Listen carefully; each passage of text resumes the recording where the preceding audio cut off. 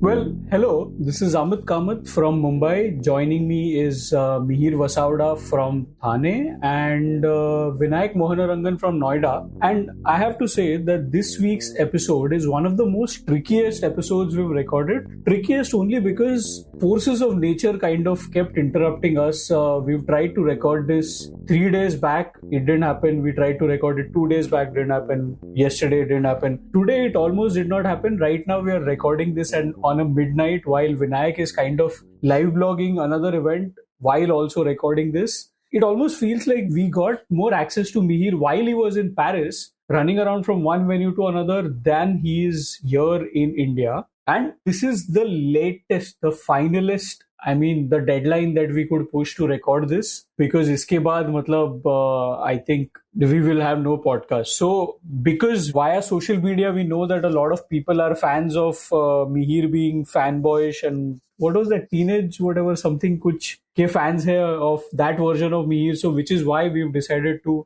come what may, raat ko 12 baje hi sahi, but hum record zarur karenge. Please excuse that excessively long intro into the podcast. Today we are going to talk about the Paralympic Games, which is still going on. We are on day 4 of the Paralympics, and right now we have won 5 medals, 4 of them coming from shooting and 1 coming from athletics. To talk about all of those stories and more, we have Mihir. Mihir, before we get Vinayakk in, thoda sa FOMO abhi feel ho raha hai kya? Now that you are back in India and there is still action raging in France and Paris.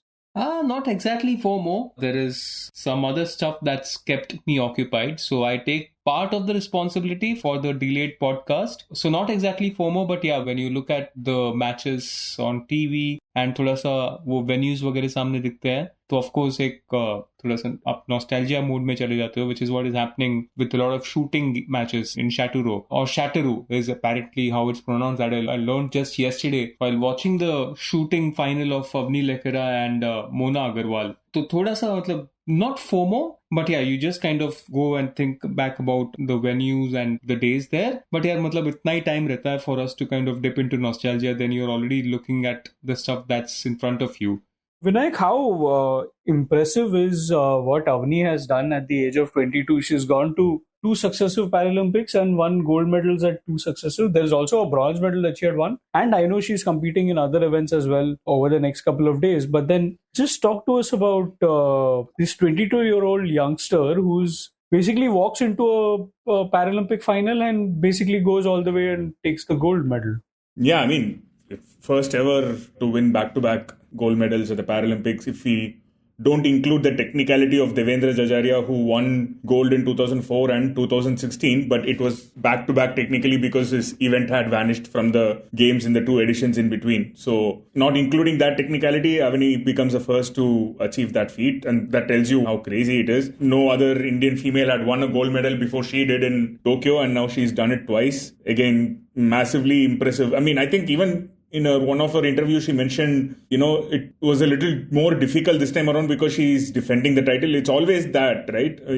Not just shooting or whatever. In any sport, it's always difficult to come back and do it for the second time. And that perhaps makes this one more impressive because also, as Nitin had reported, she had a surgery earlier this year for gallbladder because she was feeling a lot of pain for that. And to then come and defend her title under all that pressure is just great stuff. And yeah, like you said, she's 22, and to get into shooting as late as she did after what happened to her when she was 11, I think, the accident, and then picking it up as a casual hobby and then getting into it seriously after reading Abhinav Bindra's book and all that. This story we know from when she won gold in Tokyo, but to do all that again for the second time, yeah, it's just amazing. She's going to go into, the elite group of Indian athletes you would call legends of the Olympics and Paralympics, that's for sure.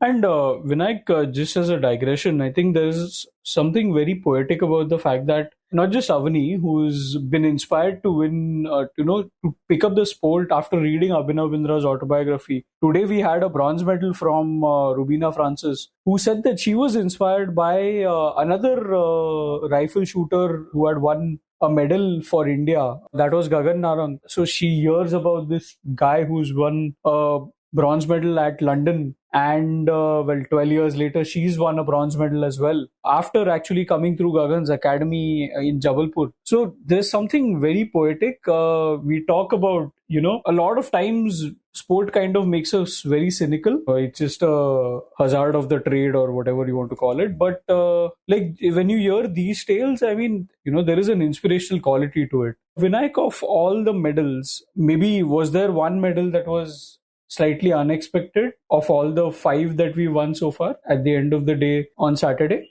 Avneeto wasn't.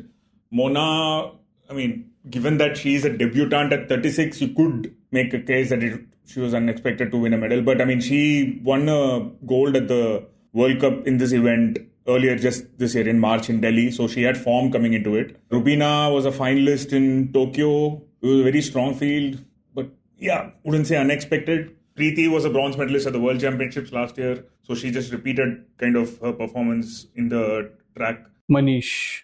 Yeah, Manish was already a Paralympic champion. So yeah, he was expected. Not in this event, but he was a 50-meter champion and he's a 10-meter world champion as well. So in that case, Manish was always in the fray for medals. But I mean, yeah, before we get into more things, I think the sprint medal is worth discussing for sure. I mean, India is I think if you don't include Norman Pritchard, which is a debate that comes up every now and then, 4 years from 1900 in Paris, then this is the first running medal of any kind for India at the Paralympics or Olympics since independence, essentially, right? So since 1900 for sure anyway, so more than a century. So that is kind of why that medal is special, which just never happened before. We might, I think, see a couple more as well in Paris, given Preeti also has one other event where she was in the 200 meters, she was also a bronze medal winner at the World Championships. So she's also in the 200 meters. We have a world champion in Deepti also in one of the running events. So yeah, like athletics will throw up these stories every 4 years at the Paralympics as always. So we'll have some surprise medal winners, some events where we'll have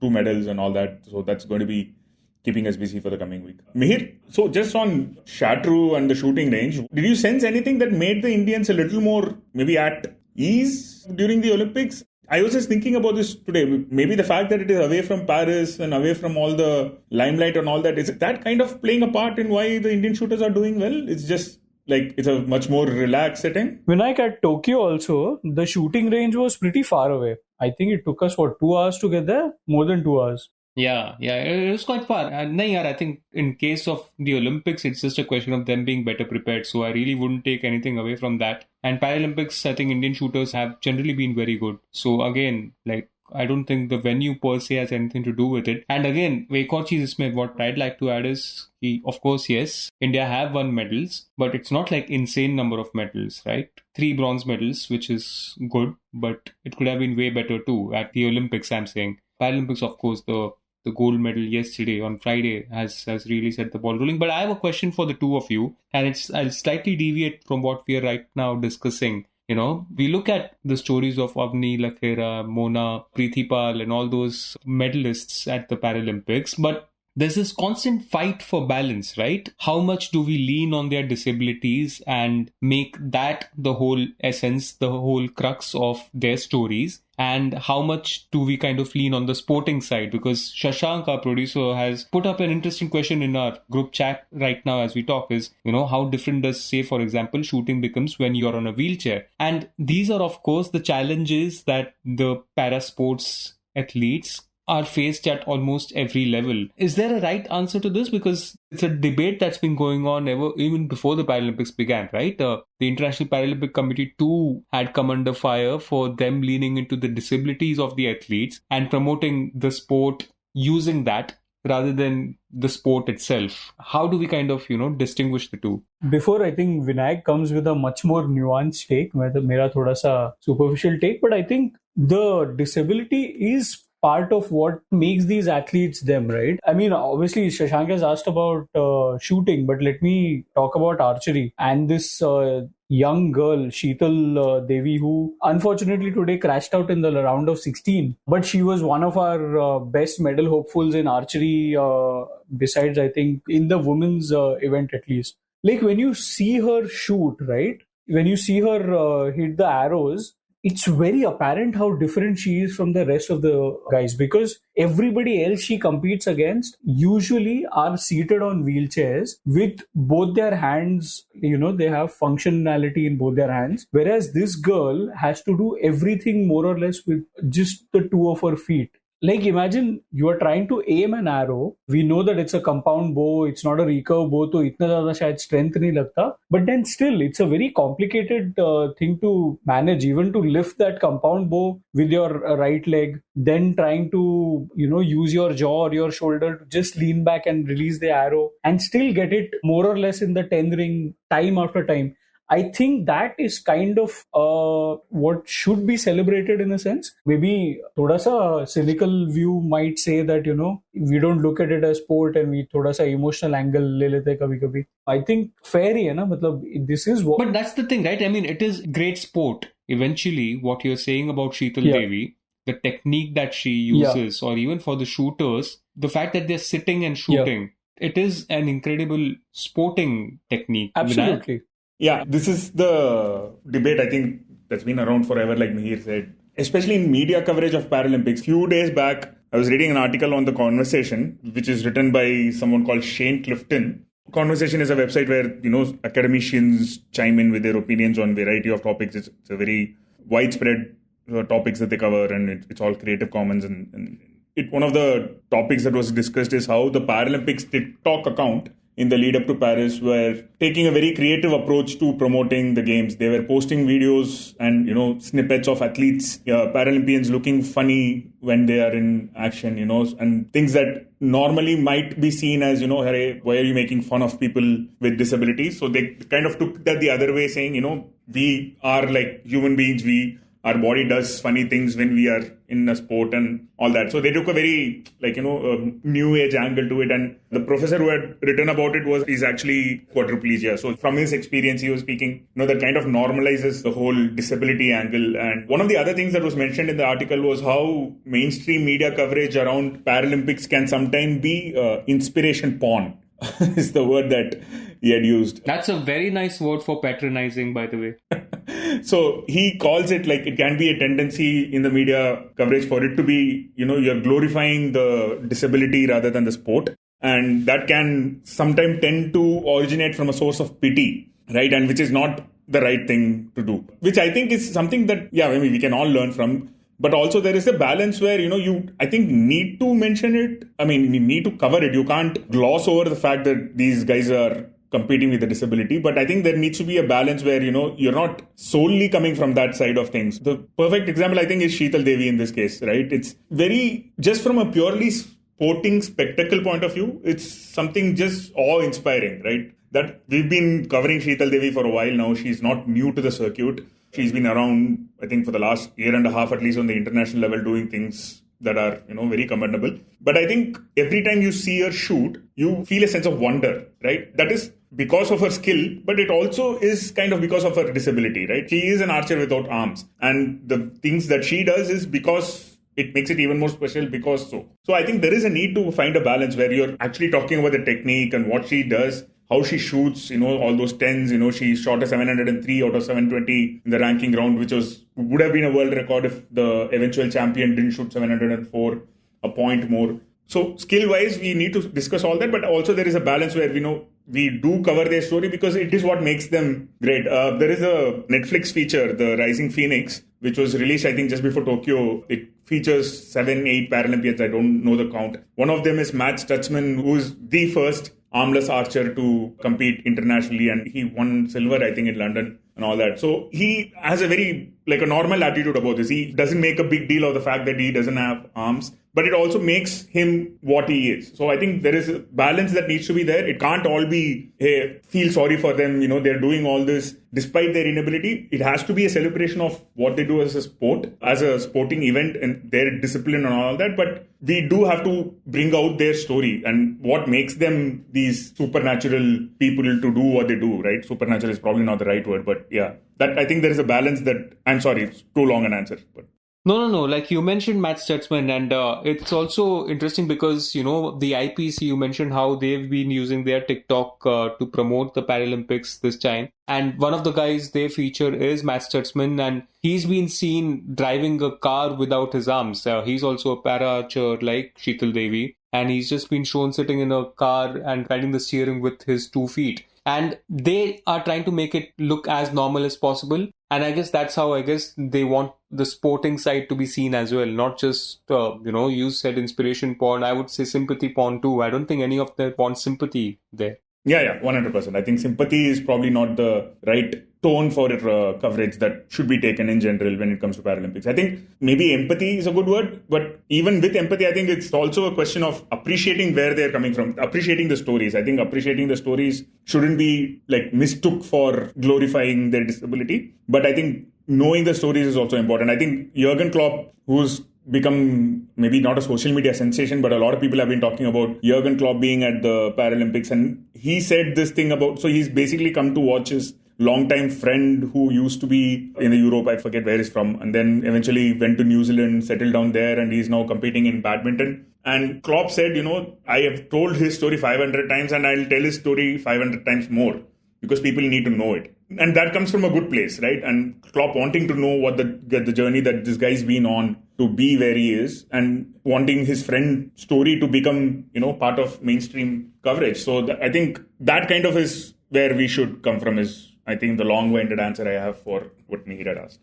Vinayak, one of the things that kind of was my takeaway was that, like, if you look at somebody like a Sheetal Devi, right, you try and put yourself in their shoes. You try and imagine how you would shoot in their place, because I mean, all of sport, even if you look at regular Olympic sport, you would look at them and think that, I can't do this. Be it like, 100-meter running ho, ya fir, those are the wow moments, which is what kind of draws us toward a sport. So when you look at a Sheetal Devi and you imagine somebody who's doing archery with just their feet, not without the use of hands, you are pretty sure that you will not be able to do what she's doing, which is why we are more gravitated towards her skill and not so much pity, sympathy, or whatever it is, I guess. Well, we've spoken about that, I guess, thoda sa zyada hi. Mihir, just I think a good way to end this podcast is to ask predictions. I know you despise getting into predictions, which is why I'm coming to you first. Last time around Tokyo, we had 19 medals. This time we already have 5. How many do you think we are ending with?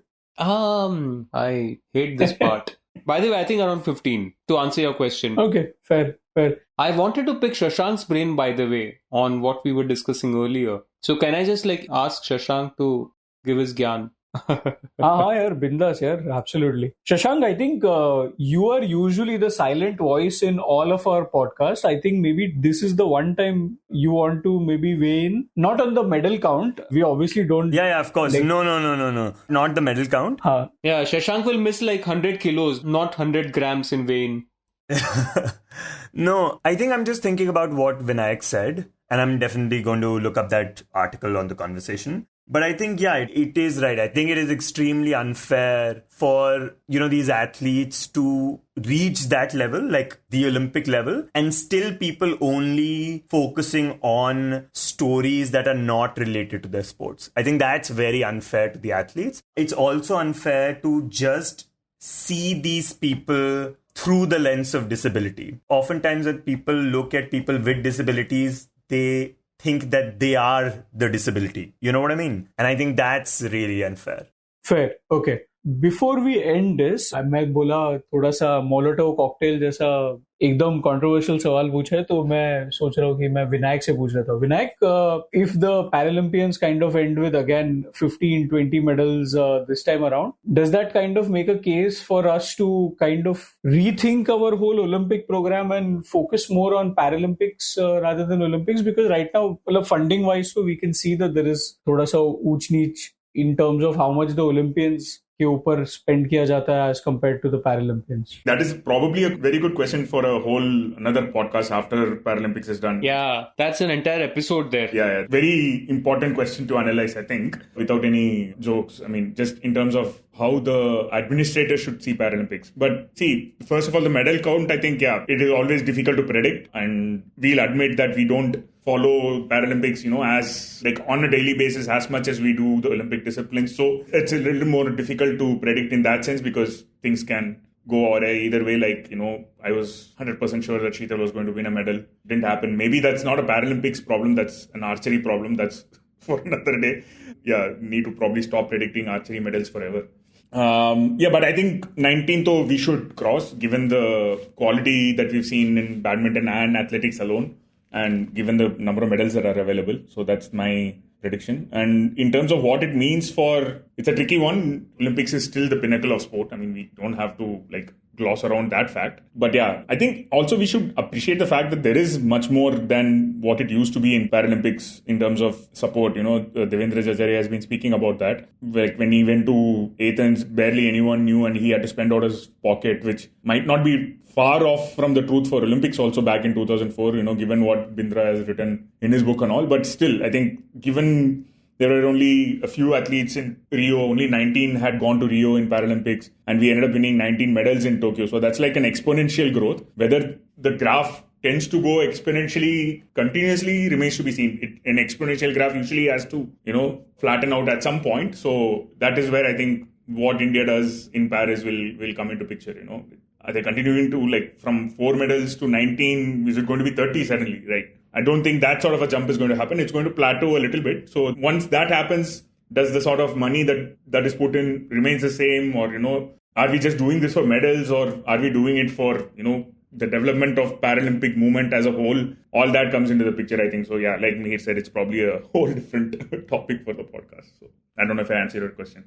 I guess you did. But then, we can always explore this in a different podcast altogether. But well, that's all the time we have for this week. This is me, Amit Kamath, saying goodbye on behalf of my co-hosts Mihir, Vinayakk, and our producer Shashank. We hope you guys enjoyed this conversation. Please do write to us. Let us know what you thought about it. You can tweet to us. Vinayakk is very active. So if you have any, abuse, to usko bolo bhai. Just spare me and Mihir. Mihir has clearly said that he has very important things that have kept him occupied. So please usko thoda saas lene do. On that note, thank you so much. This is me, Amit Kamath, saying goodbye. We'll be back next week with another episode of the Game Time podcast. Till then, see you.